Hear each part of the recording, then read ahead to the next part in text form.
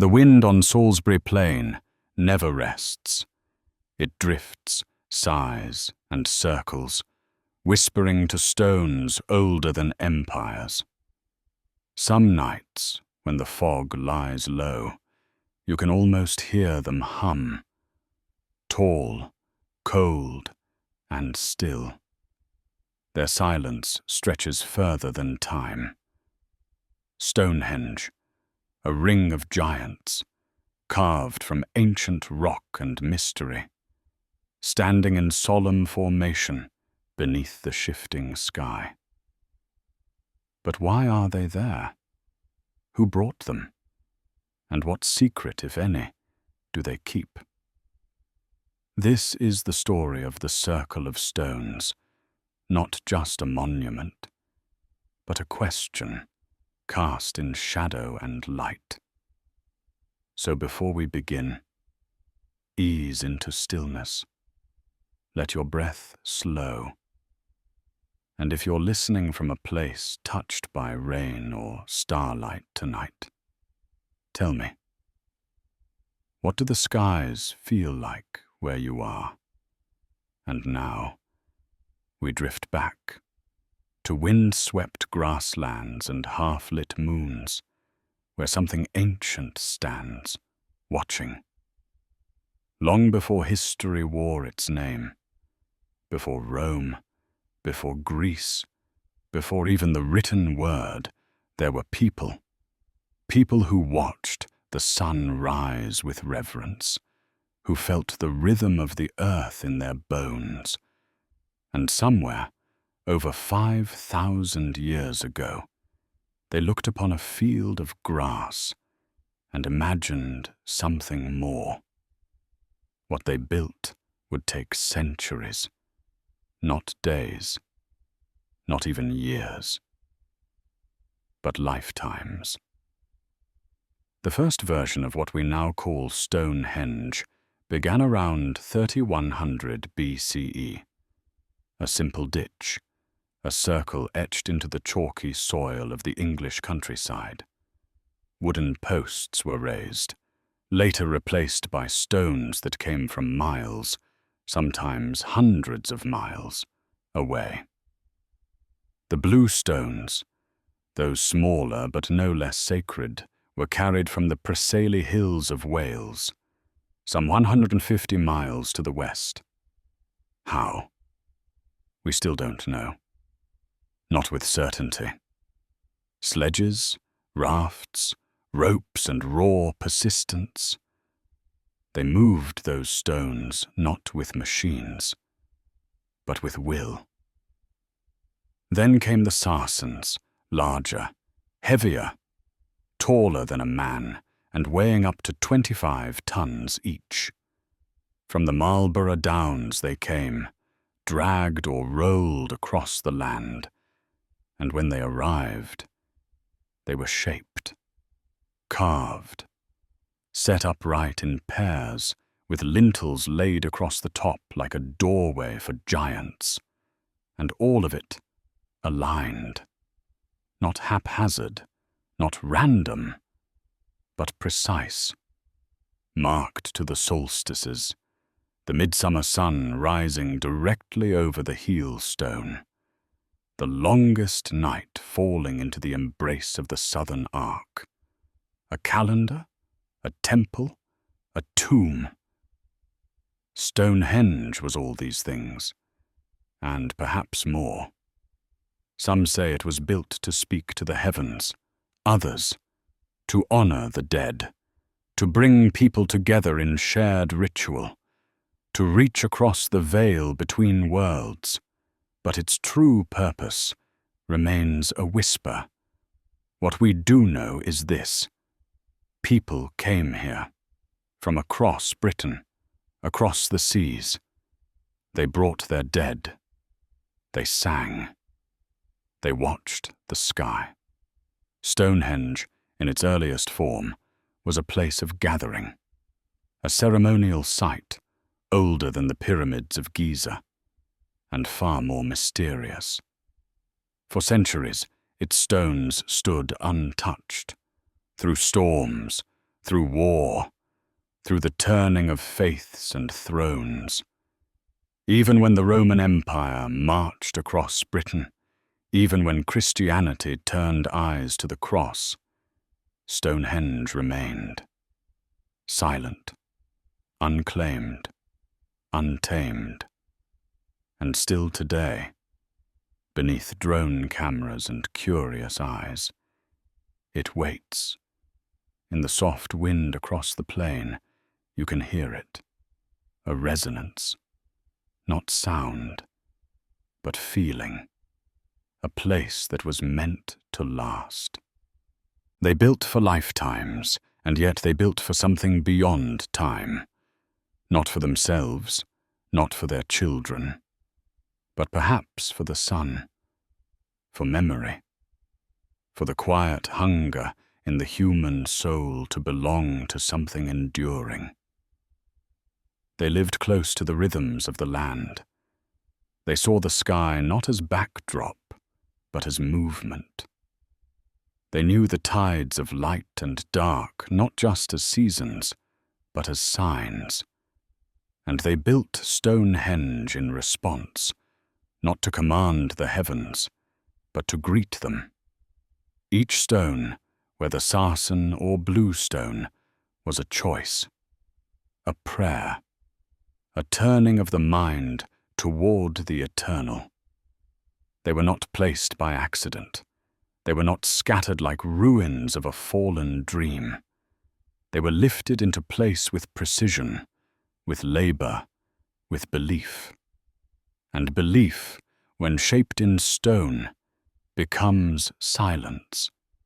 The kind of silence that outlives kings, that passes undisturbed through the ruin of empires, that remains while languages crumble and memory thins.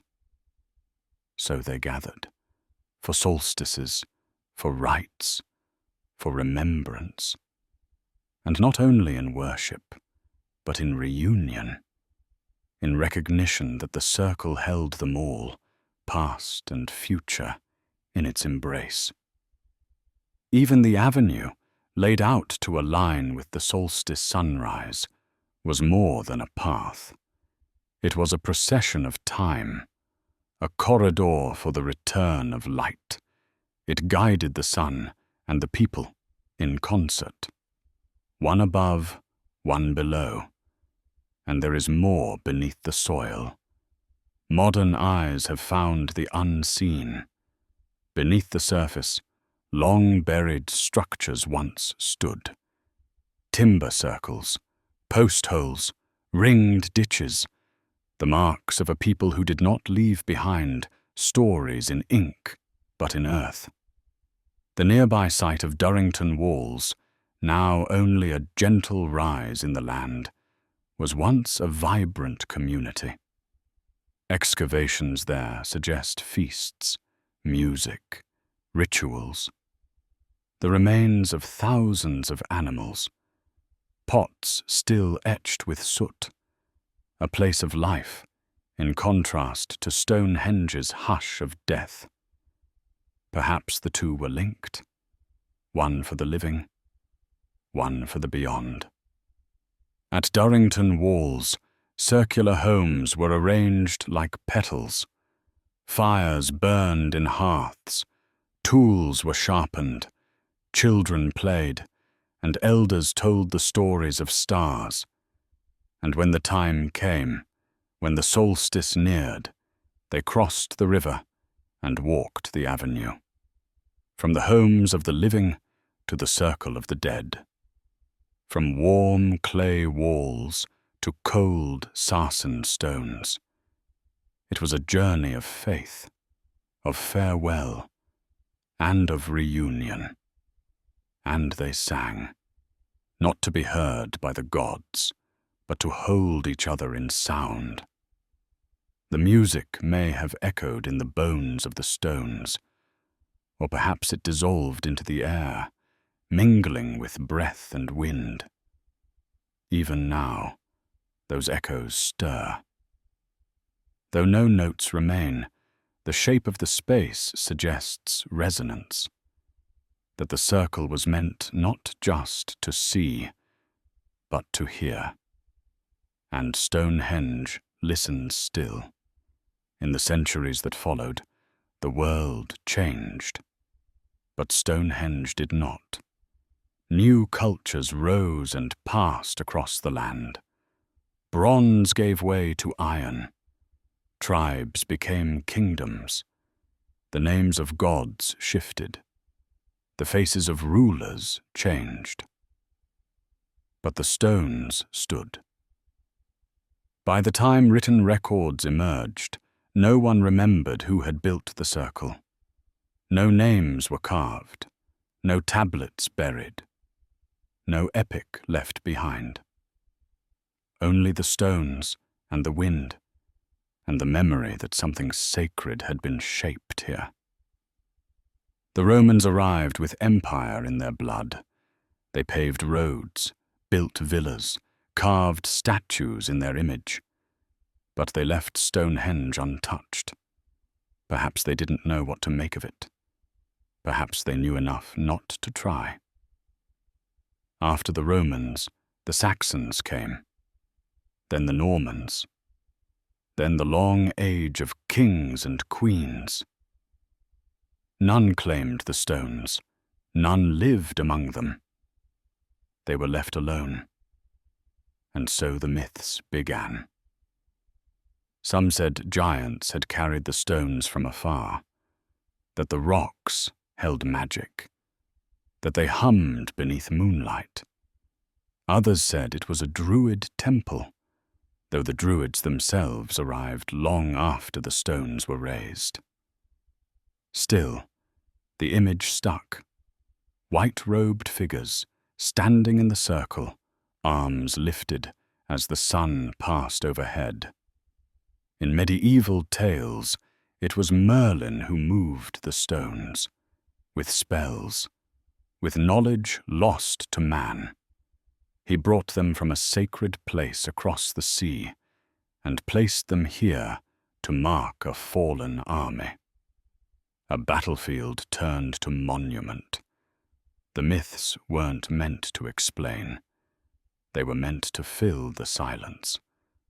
Because silence, when shaped in stone, is heavy, and it lingers.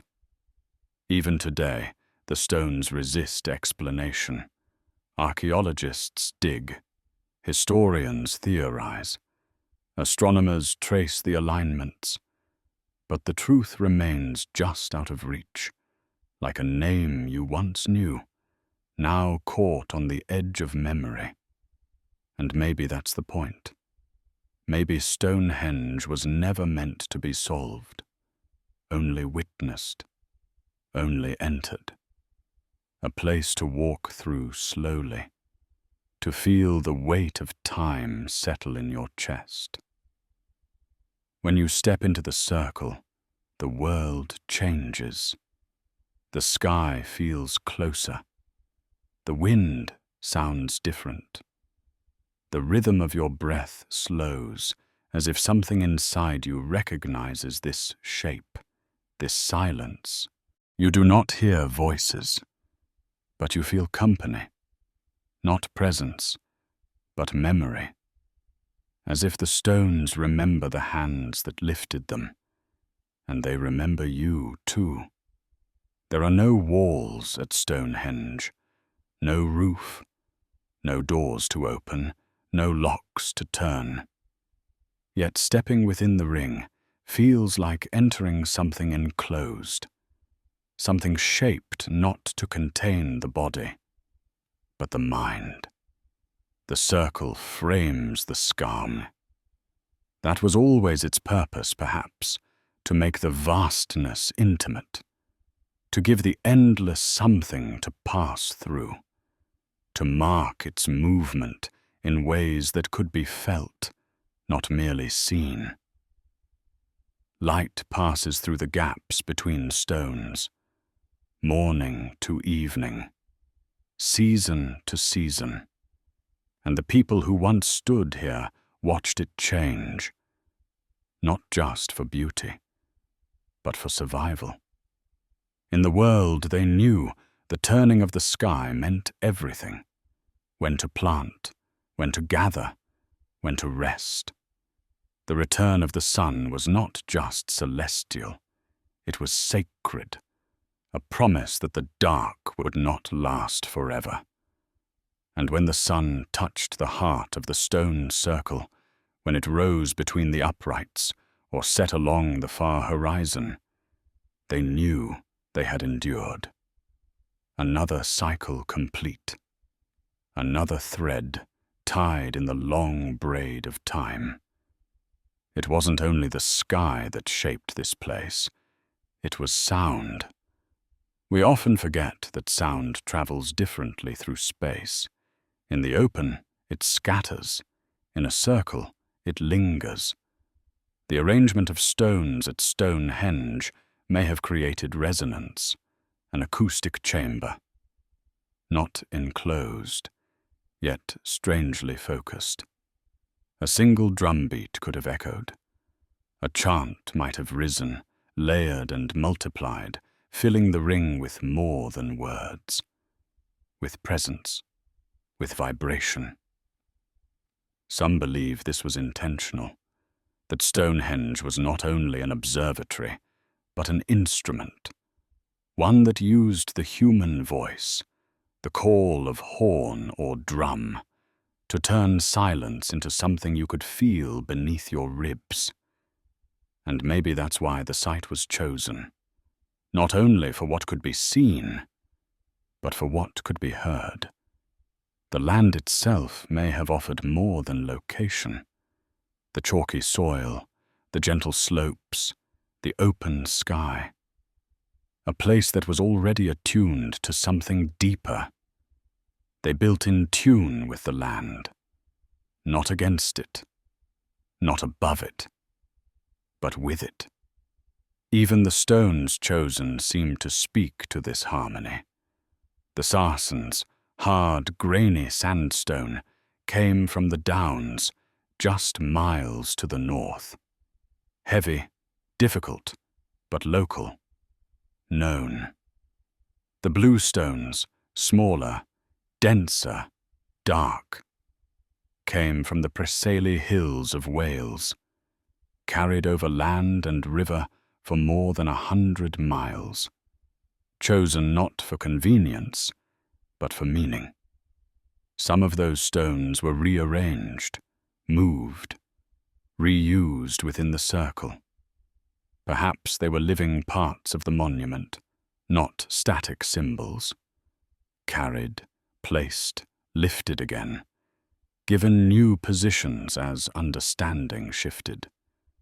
This was not a single project, not one generation's vision.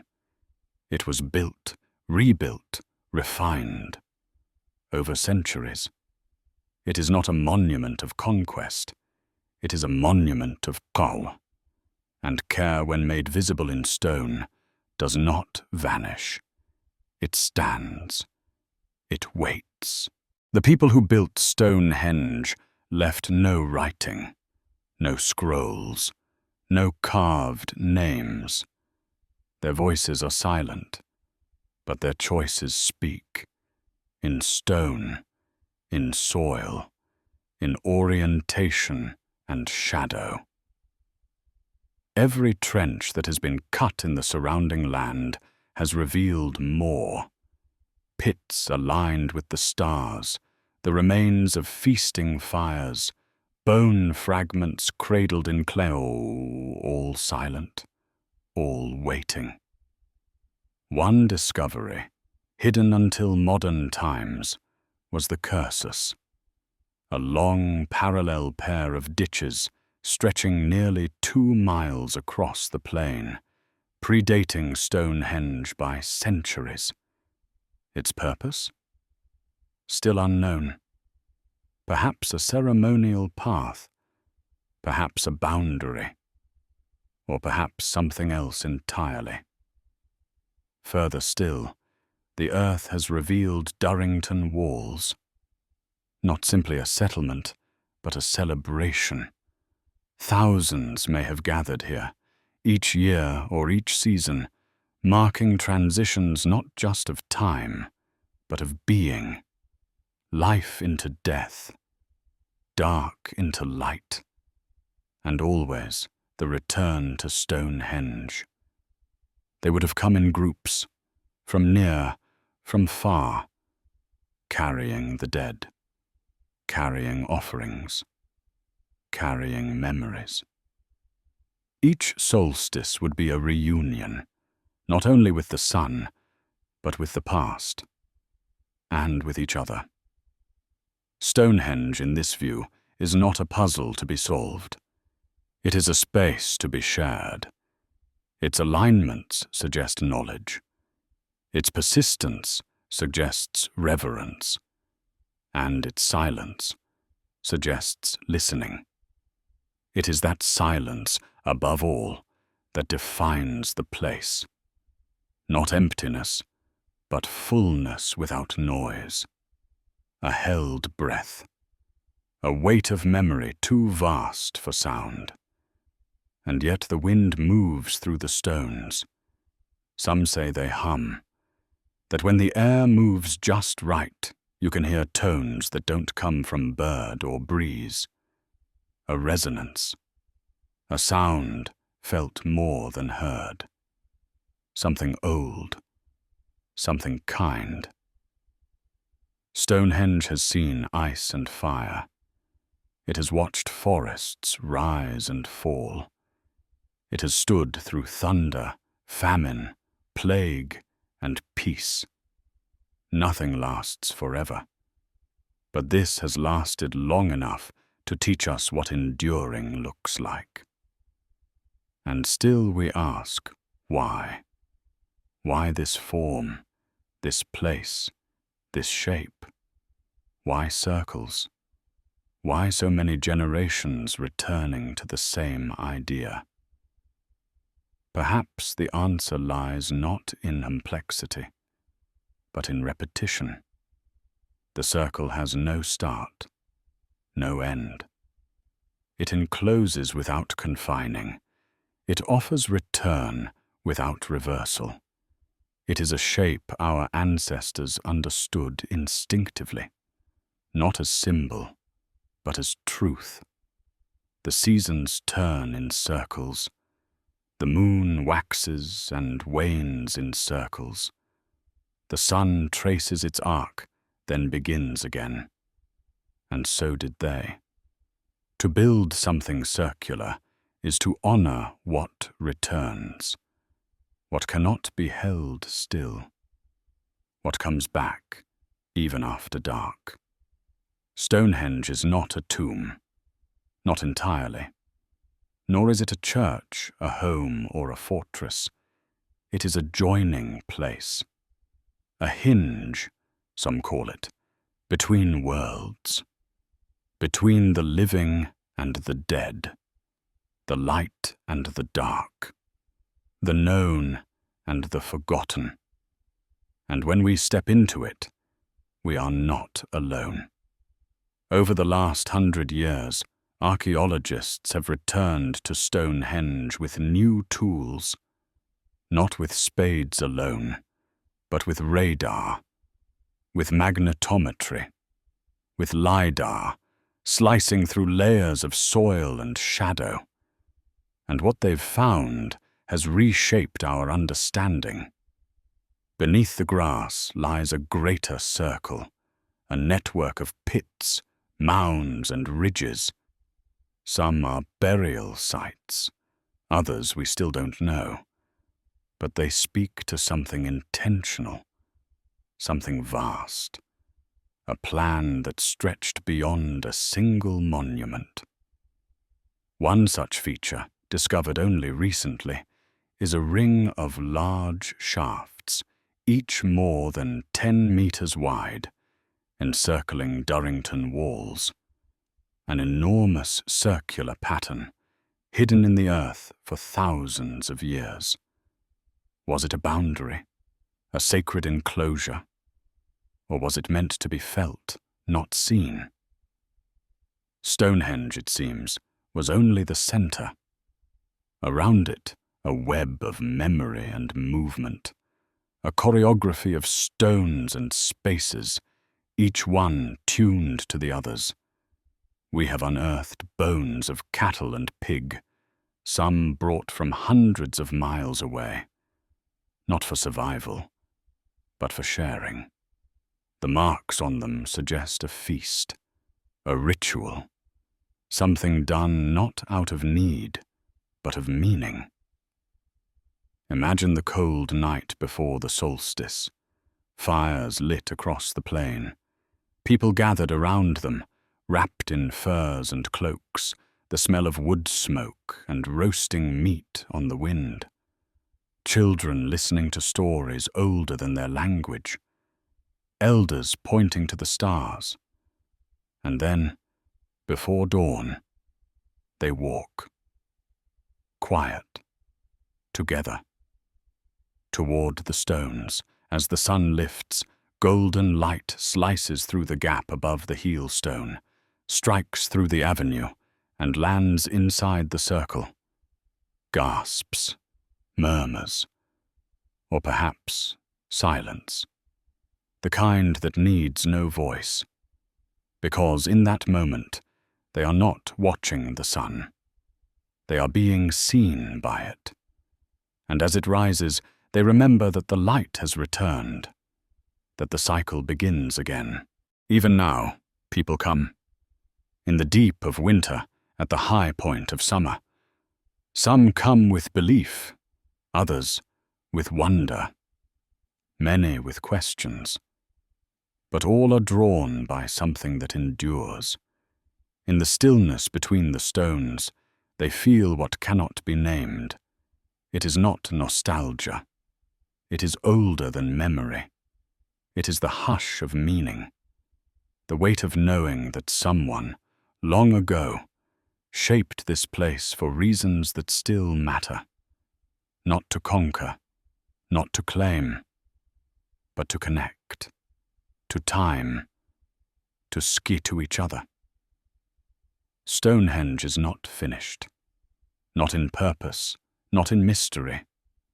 It continues, because we continue to look, to listen, and it, in turn, listens back. At dusk, the stones cast long shadows across the grass. The sky fades from gold to grey, then to the indigo of oncoming night. Bats dip low. A breeze stirs the silence, and for a moment, the plain remembers what it once held. This is not a ruin. It is a rhythm. Stonehenge does not shout. It does not demand attention. It waits, with patience deeper than time. And in that waiting, it teaches. That endurance is quiet. That memory can be made of weight and wind and angle. That the most profound truths often come without language. It stands not because it must, but because someone once believed it should. Because hands that have long since turned to dust still shaped something they hoped would matter. And it does. There are stones older than these. There are monuments taller, grander. But few carry this presence, this intimacy with the earth and sky, this sense that something sacred, not religious, not ruled, was once held here. A trust, a moment of understanding between people and place. So when you close your eyes tonight, imagine that moment, the cold beneath your feet, the horizon blooming with light, the hum of breath held, then released, and above all, the stillness, that great unspoken stillness that lives in circles. It holds the memory of those who walked the plain before names were needed, who watched the stars turn and felt their place among them, who built something to last beyond their lives, beyond their stories, beyond even their questions, and in doing so, they left us a gift, not answers, but a place where the world narrows to slants, where science, stone, and shadow become one, where you do not need to understand, only to stand, to feel, to remember what has never been told, and so you drift. Let the wind carry you across the grass. Let the fog pull you under. Let the hush wrap around you, gentle as a memory. The stones are quiet now. They always have been, but they are never empty. They wait. As you sleep, the sky will turn. The stars will pass. The light will return. And beneath it, the circle will stand. Thank you for listening. Sleep well. Sleep deep. And remember, some stories do not fade. They settle in stone.